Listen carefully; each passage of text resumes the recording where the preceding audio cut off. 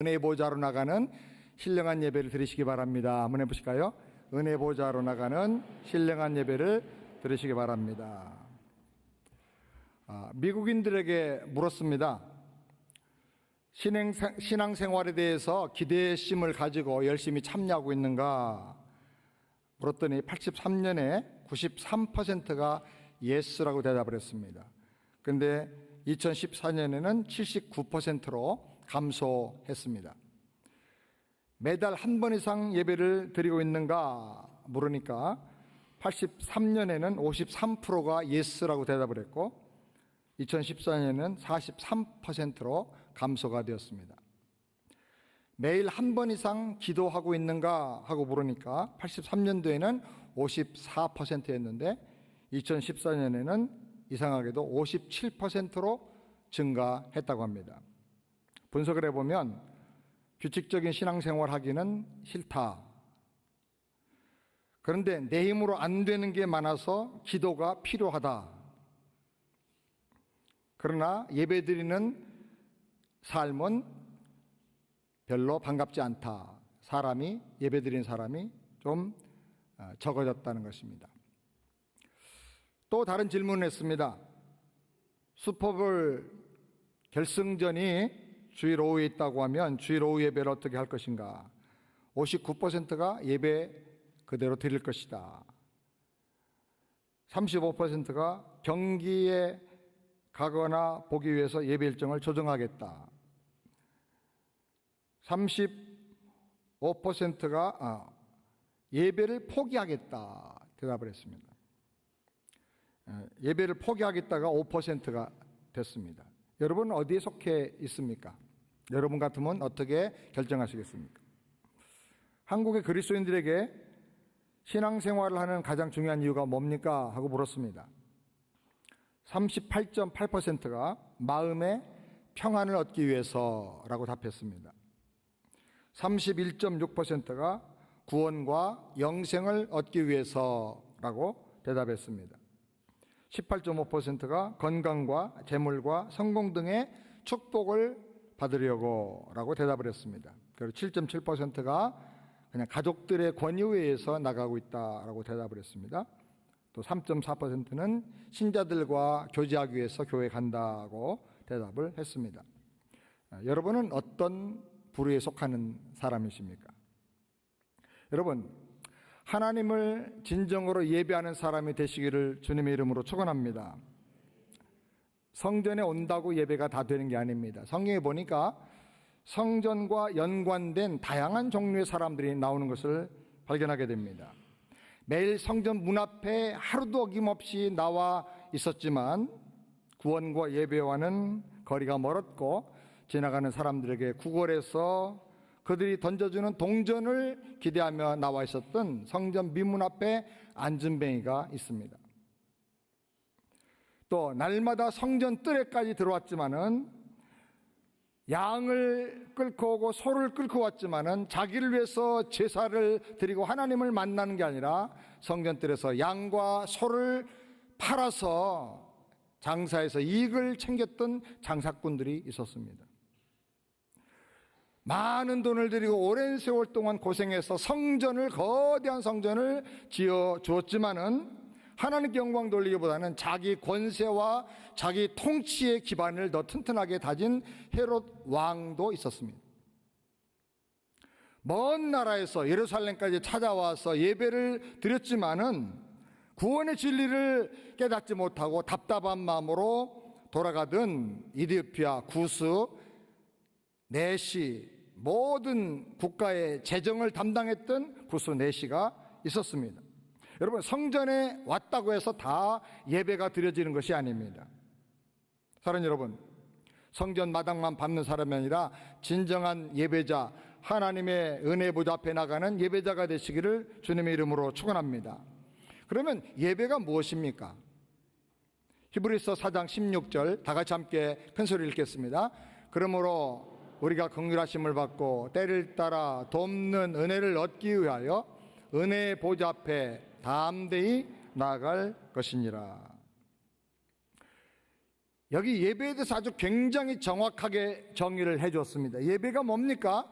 하나님의 긍휼로, 하나님의 사랑으로 구원받은 사람들이 하나님께 나가는 것입니다. 매 순간마다 도우심을 받기 위해서 세상을 이기고 죄악을 이기고 하나님께서 나에게 주신 사명을 잘 감당할 만한 믿음의 능력을 공급받기 위해서 하나님 앞에 나가는 것입니다. 하나님 앞에 나가되 하나님이 통치하시는 은혜의 보좌, 왕의 보좌 앞으로 나가는 것입니다. 거기서 왕이신 하나님을 높이고 구원의 은혜, 사랑의 축복에 감사하며 경배하고 왕권과 도우시는 능력을 받아서, 그리고 새로운 비전과 사명을 받아서 세상을 향해서 나오는 것, 이것이 바로 신령한 예배의 내용인 것입니다. 예배는 단지 목사의 설교를 들으러 오는 것이 아닙니다. 신령과 진정으로 드리는 성경적인 참된 예배, 은혜 보좌 앞에 나가서 왕이신 하나님을 높이는 그 예배, 그런 예배가 여러분의 신앙생활 가운데 계속되기를 주의 이름으로 축원합니다. 하나님의 모든 은혜와 신령한 축복은 다 예배를 통해서 공급이 되는 것입니다. 그러므로 우리는 무엇보다도 예배의 성공자가 되어야 할 줄을 믿습니다. 은혜 보좌 앞에 나가려고 하면 은혜 보좌의 핵심이 있는 성전에 대해서 우리가 영적인 그 의미를 알아야 합니다. 어떻게 우리가 은혜 보좌로 나가야 합니까? 첫 번째로는 성전 문으로 들어가야 합니다. 그 성전의 성막의 모양을 한번 봐주시기 바랍니다. 저것이 성막이고 건물로 지을 때 저것이 성전이 되었는데, 제일 이쪽에 바깥쪽에 있는 곳이 성전 문입니다. 레위기 3장 1절부터 2절 말씀을 우리 다 같이 함께 읽겠습니다. 사람이 만일 화목제의 희생을 예물로 드리되 서로 드리려거든 그 예물의 머리에 안수하고 회막문에서 잡을 것이요, 아론의 자손 제사장들은 그 피를 제단 사면에 뿌릴 것이며. 성전 문에서 해야 되는 아주 중요한 일이 몇 가지가 있는데, 먼저는 희생 제물의 머리에 제사 드린 사람이 안수하는 것입니다. 나의 모든 죄가 하나님의 구원의 법에 따라서 이 희생 제물에게 다 전가된다. 이 양이, 이 소가 내 모든 죄를 다 담당한다. 그를 인정하고 믿음으로 그 머리에 안수하는 것입니다. 그리고 안수한 그 희생 제물을 성전 문 앞에서 죽이는 것입니다. 잡아야 되는 것입니다. 피를 쏟아서 죽게 하는 것입니다.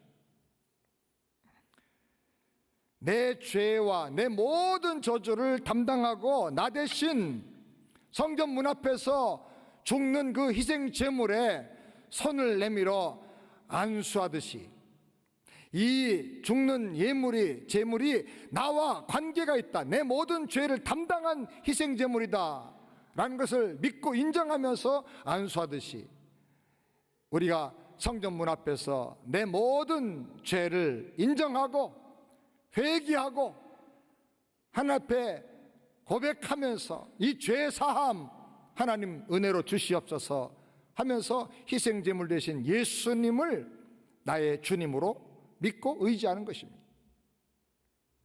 우리가 예배자로 나올 때 가장 중요한 것은 내가 죄인인 것을 깨닫고 내 죄를 인정하고 애통하며 회개하는 마음을 가지고 나오는 것입니다.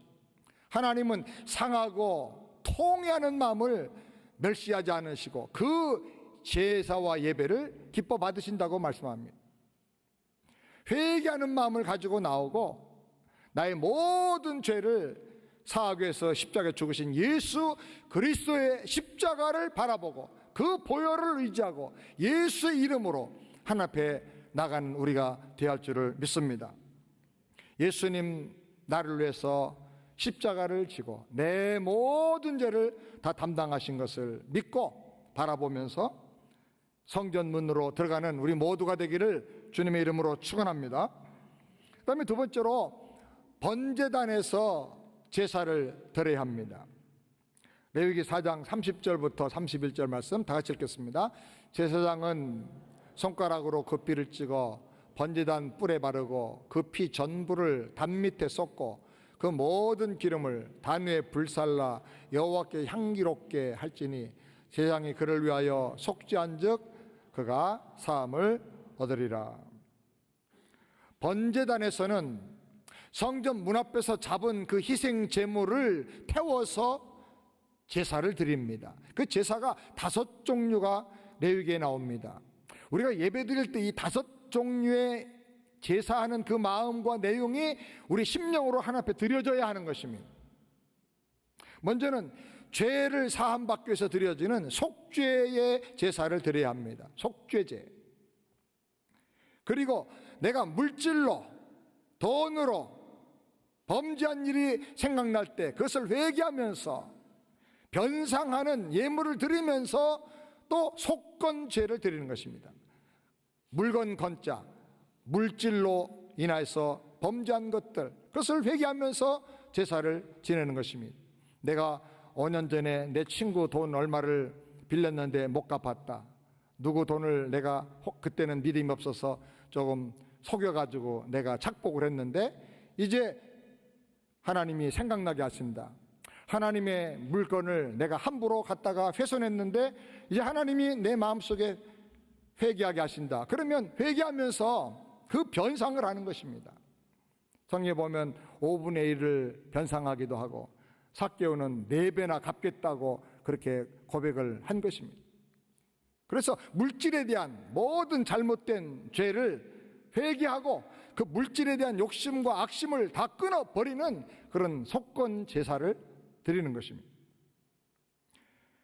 그리고 나를 구원해 주신 하나님의 은혜에 감사하면서 나는 이제 내 것이 아니고 온전히 하나님의 것입니다. 나의 인생을 받아주시고 나의 모든 재능을 받아주시고 이 몸을 하나님 받아주시옵소서. 그리고 하나님께 나를 헌신하여 드리는 번제를 드리는 것입니다. 번제는 다 태워서 드리는 제사입니다. 나를 완전히 받아주시옵소서. 내 인생을 하나님이 써주시옵소서. 하나님의 도구로, 하나님 나라 확장의 도구로 저를 써주시옵소서. 그리고 나를 완전히 주님 앞에 태워드리는 번제 제물처럼 드리는 것입니다. 그리고 하나님과 화목하고 이웃과 화목하고 내 가족들과 성도들과 화목하기 위해서 화목의 제사를 드리는 것입니다. 사랑하지 못한 죄, 용서하지 못한 죄가 있으면 회개하고 예수 그리스도 십자가에서 죽으심으로 우리 모든 죄를 다 사하신 예수님을 생각하면서 그 예수님의 마음으로 서로 화목하게 하고 서로 하나가 되게 하고 서로 사랑하는 그런 마음으로 하나님 앞에 제사를 드리는 것입니다. 그리고 매일 매 순간마다 도와주시고 모든 필요를 공급해 주신 하나님의 은혜에 감사하면서 소제의 제물을 하나님 앞에 드리는 것입니다. 우리는 예수 이름으로 구원과 죄사함의 은혜를 주신 하나님의 그 사랑에 감사하며 날마다 그 은혜를 더 깊이 내가 누리고 살도록 사모하면서 하나님 앞에 산 제사를 올려 드려야 될 줄을 믿습니다. 매 시간마다 매 주마다 드리는 예배가 하나님이 받으시는 신령한 예배가 되기를 우리 주님의 이름으로 축원합니다. 예수의 보혈을 의지해서 하나님께 나가는 우리 모두가 되기를 주의 이름으로 축원합니다. 예수의 보혈이 아니면 어떤 사람도 하나님 앞에 설 수가 없습니다. 예수의 피로 말미암아 죄 사함 받고 예수의 이름으로 우리 자신을 드리고 감사의 마음을 드리고 사랑의 마음을 쏟아 부어드리는 우리 모두가 되기를 바랍니다. 그 다음에 세 번째로 물두멍에서 몸을 씻어야 하는 것입니다. 출애굽기 40장 7절 우리 다 같이 함께 크게 읽겠습니다. 또 물두멍을 회막과 단 사이에 놓고 그 속에 물을 담고. 여러분, 물두멍이 무엇입니까? 물두멍은 번제단과 성소 회막 그 사이에 있는 커다란 노수로 된 대야라고 할 수가 있습니다. 그 대야에 물을 가득 채워놨습니다. 항상 깨끗한 물을 채워두는데 그것은 무엇을 하는 물입니까? 제사장들이 제사를 드리고 하나님을 섬기다가 몸에 혹은 옷에 묻은 더러운 것들을 거기서 다 깨끗하게 씻는 것입니다. 이미 우리가 어린 양의 희생제물로 말미암아 다 죄사함 받았지만, 그래서 하나님을 섬기고 하나님 앞에 나와서 예배하고 제사를 드리지만, 하나님을 섬기고 살면서 교회 안에서 혹은 내 생활 속에서 나도 모르게 내 몸에, 내 마음에, 내 영혼 속에 들어오는 모든 더러운 것들이 있습니다. 크고 작은 실수와 허물들과 불신앙과 더러운 것들, 이런 것들이 발견될 때마다 고백하면서 회개하고 우리가 깨끗하게 정결하게 씻겨져야 하는 것입니다. 이미 죄사함을 받은 사람도 그 삶에 생기는 크고 작은 허물과 더러운 것들을 회개함으로 말미암아 항상 거룩하게 성결하게 회복이 돼야 하는 것입니다. 그러므로 진정으로 하나님께 나가서 참 신령한 예배를 드리는 사람은 점점 더 깨끗해지게 되고 정결하게 되는 것입니다. 매 주마다 예배 드릴 때마다 우리가 회개하게 되고 우리 심령에서, 우리의 마음에서, 우리의 삶 속에서 모든 생각나는 죄악들을 자복하고 회개함으로 말미암아 계속 변화가 우리 안에 일어나게 되는 것입니다. 교회는 다니고 매 주마다 예배는 드리는데 성품도 변화가 안 되고 생각도 변화가 안 되고 사고방식도 달라지는 게 없고 사는 그 모습도 달라진 게 없다고 하면 그것은 바른 예배가 아닌 것입니다. 바른 예배를 드림으로 말미암아 더욱 거룩하게 되고 더욱 성결하게 되기를 우리 주님의 이름으로 축원합니다. 그다음에 네 번째로 성소로 들어가야 하는 것입니다. 히브리서 9장 24절 말씀 우리 다 같이 함께 읽겠습니다. 그리스도께서는 참 것의 그림자인 손으로 만든 성소에 들어가지 아니하시고 오직 참 하늘에 들어가사 이제 우리를 위하여 하나님 앞에 나타나시고. 이 말씀을 잘 보면 성소가 무엇을 상징하고 의미하는가를 가르쳐주고 있습니다. 성소가 뭡니까? 손으로 만든 성소는 참 하늘, 천국을 상징하는 것입니다. 성소는 하늘의 천국의 모형입니다. 성소 안에 들어가면 거기에 세 가지 중요한 것이 있는데 향단과 촛대와 떡상이 있습니다. 예배자는 천국의 기쁨과 신령한 능력과 빛을 날마다 경험하고 누리면서 살아야 한다는 것을 우리에게 가르쳐 주는 것입니다. 향단의 향이 계속 불타져서 하늘로 올라가는 것처럼 성도들이 예수의 이름으로 드린 모든 기도가 하나님 앞에 다 상달이 되는 것입니다. 하나님께 우리의 심정이 소통이 되고 하나님께 우리의 기도가 다 상달되어서 응답되는 그런 놀라운 체험을 우리가 예배 속에서 날마다 경험하면서 살아야 한다는 것입니다. 그리고 떡상에 떡이 있어서 그 떡을 이스라엘 백성들이 다 먹는 것처럼 생명의 양식이 되시는 예수님을 통해서 우리가 양식을 얻고 세상을 이길 수 있는 능력을 받고 죄를 이길 수 있는 권세를 받고 우리 속사람이 강건해질 수 있는 신령한 은혜를 얻게 되는 것입니다. 믿음의 주요 온전케 하는 이인 예수를 바라보라 그랬습니다.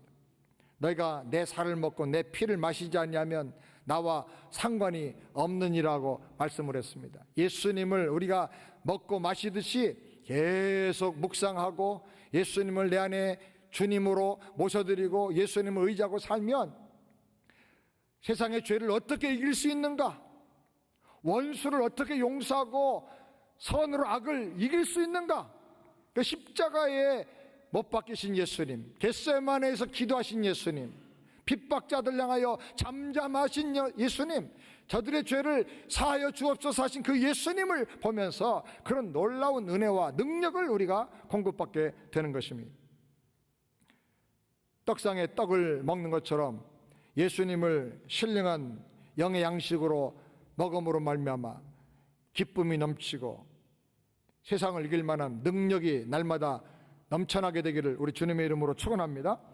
그리고 촛대에서 항상 빛이 나와서 성소를 밝히는 것처럼 세상에 빛이신 예수님, 그 예수님께서 우리 마음속에 밝은 빛을 비춰주시는 것입니다. 그 빛이 비춰질 때 어둠이 다 떠나갑니다. 걱정, 근심이 다 사라지게 됩니다. 불안하고 걱정하고 우울하던 것, 이런 것들이 다 없어지게 되는 것입니다. 예수님이 우리 안에 오면, 내 마음에 임하면 빛이 임하게 되는 것입니다. 예수를 영접하고 나면, 그 은혜를 받고 나면 사람이 갑자기 밝아집니다. 얼굴 생긴 것은 그대로인데 아주 분위기가 달라지고 표정이 달라집니다. 말이 달라집니다. 이제는 어두운 말, 우울한 말, 부정적인 말, 이런 것들이 다 사라집니다. 생각과 사고 방식이 달라지게 되는 것입니다. 그 빛이 임하면서 모든 치유의 역사가 우리 안에서 일어나게 되는 것입니다. 내적인 치유, 이너 힐링. 여호와 라파의 하나님께서 그 치료하는 광선을 우리에게 비춰주심으로 말미암아 모든 어두운 것들, 악한 것들이 다 물러가고 내 안에 하나님의 나라 천국의 그 영광이 임하게 되는 것입니다. 여러분, 이런 은혜가 예배 때마다 여러분에게 누려지기를 주님의 이름으로 축원합니다. 그 다음에 다섯 번째로 성소의 휘장을 지나가야 합니다. 누가복음 23장 45절 말씀 우리 다 같이 함께 읽겠습니다. 성소의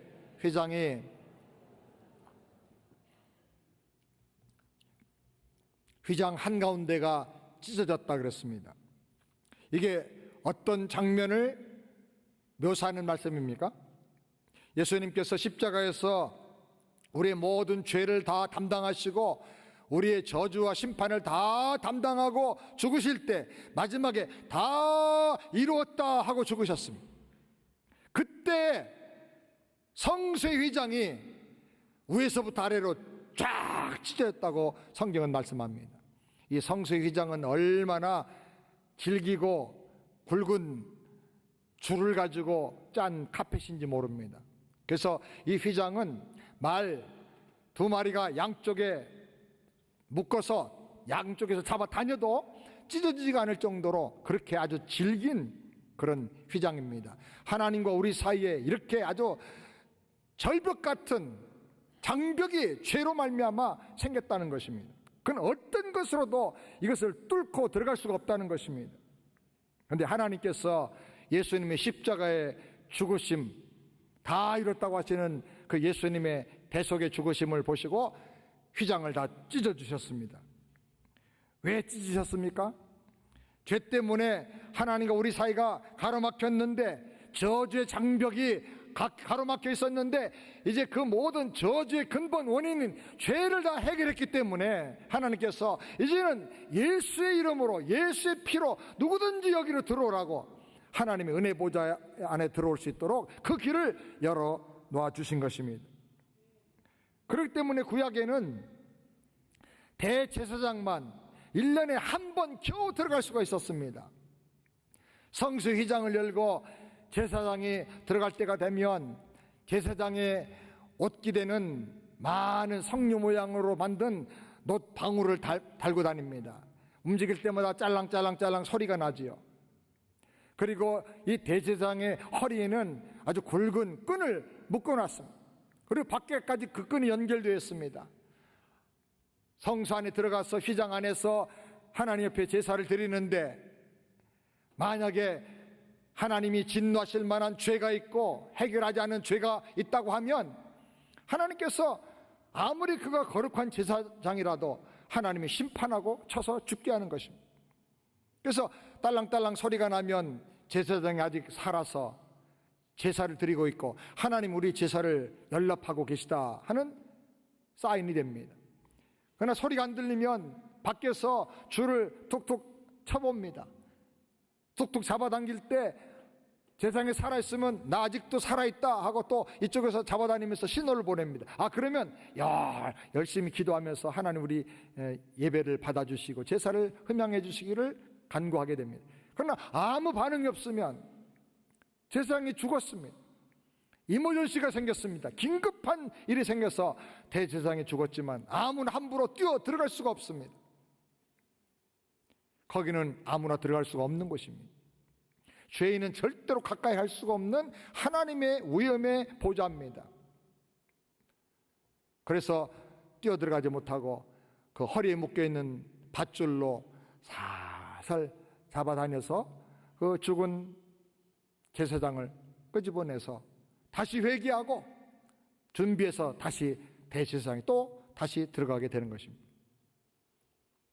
우리가 애써서 보면 아수로에로 왕이 왕좌에 앉아서 통치할 때 그 나라 왕궁에 법이 있는데 그 경호의 법입니다. 왕을 보호하기 위해서, 통치권자를 지켜주기 위해서 경호법이 있는데 왕이 불러서 들어오지 않은 사람은 다 죽이는 것입니다. 만약에 긴급한 일로 왔는데 왕이 오케이 사인을 내면서 금호를 딱 내밀어 주는데 이렇게 금호를 그 사람으로 내밀지 않으면 그 사람 바로 죽는 것입니다. 어디에 숨어 있는지 은폐하고 있던 경호원들이 비밀리에 가가지고 그 입을 막고 얼굴을 보자기로 뒤집어 씌우고 그냥 들고 나가서 죽여버리는 것입니다. 왜냐하면 왕권을 보호하기 위해서, 왕을 암살하려고 하는 세력이 너무나 많기 때문에 왕권을 보호하기 위해서 그렇게 아주 엄격한 법을 만들어 놓은 것입니다. 그런데 아수르에로 왕의 왕비인 에스더도 왕이 부르기 전에는 못 가는 것입니다. 여보 나왔어, 안 통하는 겁니다. 만약에 왕이 금호를 내밀지 않으면 왕비라도 죽는 것입니다. 여러분, 한 나라의 페르시아의 왕의 그 경호법도 그랬는데 하나님 은혜 보좌 앞에 어떻게 감히 함부로 들어가겠습니까? 그런데 하나님께서 그 휘장을 위에서부터 아래로 찢어 주셨습니다. 이제는 예수의 구원의 그 은혜를 힘입어서, 예수의 보혈을 힘입어서, 예수의 십자가의 능력을 힘입어서 예수의 이름으로 너희는 아무나 내게 오라는 것입니다. 내게 들어오라는 것입니다. 들어와서 은혜를 받으라는 것입니다. 히브리서에서는 이 내용을 우리에게 적용하면서 이제는 우리가 외인도 아니고 객도 아니고 죄인도 아니고 심판과 저주받을 사람도 아니고 우리는 다 왕같은 제사장이 되었다고 말하는 것입니다.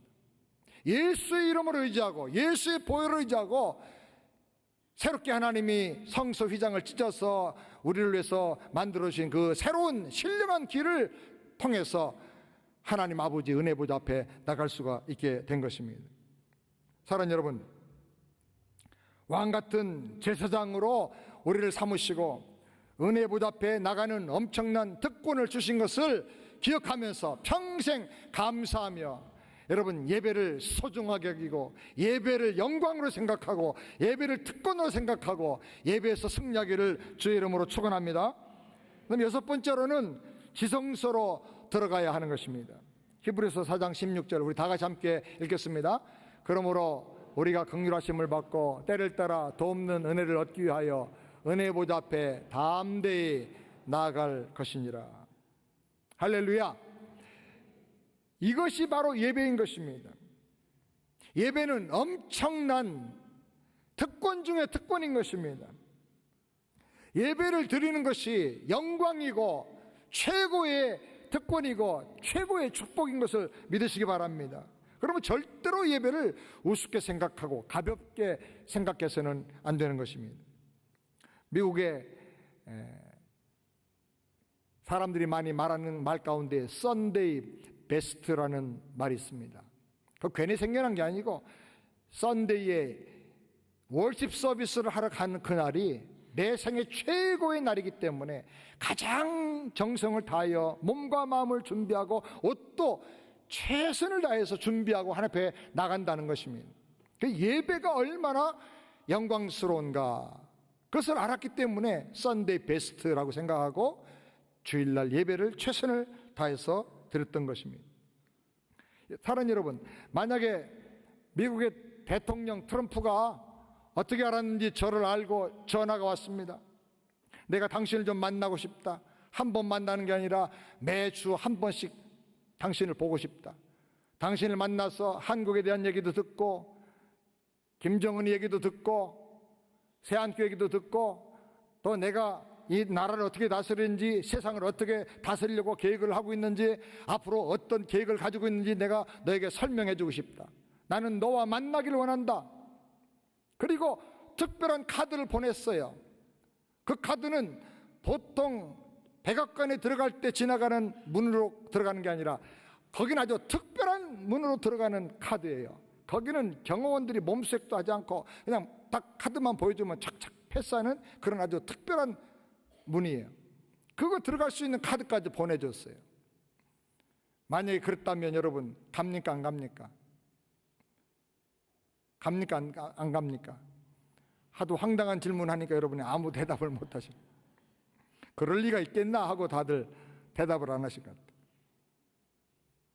대통령을 가장 자주 만나고 매주 한 번씩 만난다고 하면요, 그 사람은 세계가 주목하는 실세 중에 실세가 되고 특별한 사람이 될 것입니다. 그 사람이 만나서 무슨 얘기했는지, 대통령한테 무슨 말 들었는지, 대통령의 마음속에 무슨 생각이 있는지 그걸 들어보려고 수많은 정치인들, 수많은 학자들, 수많은 기업인들이 아마 줄을 설 것입니다. 한번 만나려고 할 것입니다. 사랑하는 여러분, 저와 여러분을 누가 만나기 원하셔서 부르고 계시는 것입니까? 온 우주 만물을 지으신 전능하신 하나님, 창조주 하나님, 우주 만물을 통치하시는 그분이 우리를 왕의 보좌로 나오라고 우리를 부르고 계시는 것입니다.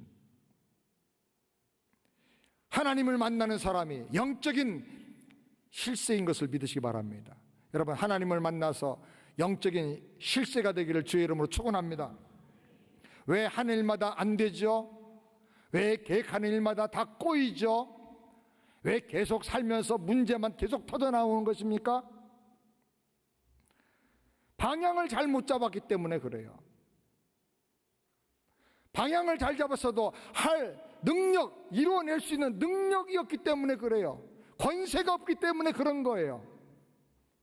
사랑하는 여러분, 왕이신 하나님께 나가서 그분의 계획을 들어보세요. 그 보좌 앞에 나가서 하나님의 뜻이 무엇인지, 하나님이 나를 향해서 가지고 계신 계획과 미션과 비전이 무엇인지 들어보세요. 하나님 어떻게 그 일을 이루기 원하시는지, 하나님이 나에게 주시는 능력과 권세가 무엇인지 들어보시기 바랍니다. 보혈을 지나 아버지 보좌 앞으로 나가야 하는 것입니다. 그때 주님께서 하나님 나라의 능력과 왕권을 우리에게 주시고 그 비전과 미션을 우리에게 주셔서 감당하고 승리하게 해주신 것을 믿으시기를 바랍니다. 7번째로 구름 기둥의 인도함을 받고 살아야 합니다. 출애굽기 33장 9절 말씀 다 같이 읽겠습니다. 모세가 회막에 들어갈 때에 구름 기둥이 내려 회막문에 서며 여호와께서 모세와 말씀하시니, 은혜 보좌 앞에 나갈 때 하나님께서 구름 기둥이 내려오게 했다 그랬습니다. 근데 그 구름 기둥이 무슨 의미가 있느냐 보니까 여호와께서 모세와 말씀하셨다고 말합니다. 구름 기둥은 하나님께서 임재하셔서 그 백성과 만나 말씀하시는 상징입니다. 시편 99편 7절에도 같은 뜻으로 설명을 했습니다. 말씀으로 임재하셔서 우리 앞길을 인도해 주시고 우리 앞길을 보호해 주시고 지켜주신다고 하는 하나의 상징인 것입니다. 예배를 바로 드리면 하나님이 말씀의 구름기둥으로 우리 앞길을 인도해 주실 것을 믿으시기 바랍니다. 어디로 가야 할지를 가르쳐 주십니다. 이스라엘 백성들이 광야 사막을 지나갈 때, 사막은 이정표도 없고 방향도 찾기가 어렵습니다. 어디로 가야 할지, 옛날에는 나침판도 없을 때입니다. 구름 기둥이 인도하는 대로 따라가면 되는 것입니다. 또 구름 기둥은 그 뜨거운 태양볕을 막아줍니다.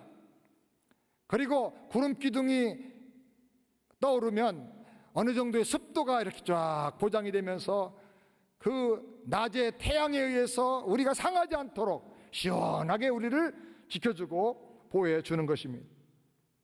예배를 바로 드릴 때, 하나님의 은혜의 보좌 앞에 나갈 때 하나님께서 말씀의 구름 기둥으로 여러분의 앞길을 보여주시고 인도하시고 그리고 여러분을 지켜주실 것을 확실히 믿으시기를 주의 이름으로 축원합니다.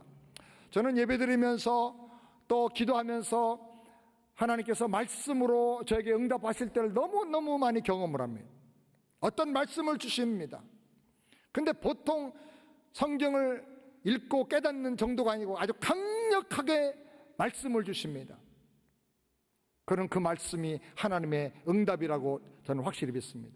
그 말씀 붙잡고 나갈 때 하나하나 양파 껍데기가 벗겨지듯이 비밀이 벗겨지고 앞길이 나타나고 그리고 이상한 일들이 일어나고. 사랑하는 여러분, 하나님께서 지금도 은혜 보좌 앞에 나와 예배하는 사람에게 말씀의 구름 기둥으로 여러분의 앞길을 보여주고 인도하고 지켜주는 것을 확실히 믿으시길 바랍니다. 말씀의 구름 기둥이 인도하고 보호해준다고 하면 우리가 아무리 메마른 땅을 가고 거친 황무지를 걸어갈지라도 절대로 길 잃고 쓰러질 염려가 없는 것입니다. 참다운 예배를 드리는 사람은 지치고 상해서 절망하지 않고 반드시 하나님의 인도를 경험하며 승리할 것을 믿으시기 바랍니다. 마지막 8번째로 불기둥으로 보호하고 인도를 받게 되는 것입니다. 느헤미야 9장 12절 말씀 다 같이 함께 읽겠습니다. 낮에는 구름기둥으로 인도하시고 밤에는 불기둥으로 그 행할 길을 비추셨사오며. 밤에도 쉬지 않고 구름기둥으로 인도하시고 불기둥으로 우리를 지켜주신다고 말씀합니다. 불기둥은 성령님의 임재하심을 상징합니다. 하나님의 보좌 앞에 나가 예배를 드리면 불같은 성령을 우리에게 부어주십니다. 우리 마음이 뜨거워집니다. 사랑이 뜨거워지고 뜨거운 감동과 열정이 생겨나게 됩니다. 강력하고 뜨거운 기도를 드리게 됩니다. 뜨거운 믿음을 가지게 되는 것입니다. 불같은 성령께서 우리 마음에 빛을 비춰주시고 우리 인생의 길을 밝혀서 보여주시는 것입니다. 그럼 우리가 무엇을 할지, 어느 방향으로 나가야 할지를 확실히 깨닫고 확신을 가지고 담대하게 나갈 수가 있는 것입니다. 예배를 바로 드리면 하나님께서 말씀으로 그리고 성령으로 임재하셔서 우리를 통치해 주신 것을 확실히 믿으시길 바랍니다. 은혜의 보좌로 나가는 예배를 드리시기를 주의 이름으로 축원합니다. 예배의 성공자가 되어서 믿음 생활의 승리가 있기를 우리 주님의 이름으로 축원합니다. 우리 한번 기도하겠습니다. 가슴에 손 얹고 기도하겠습니다. 하나님 아버지, 그동안에 우리가 예배를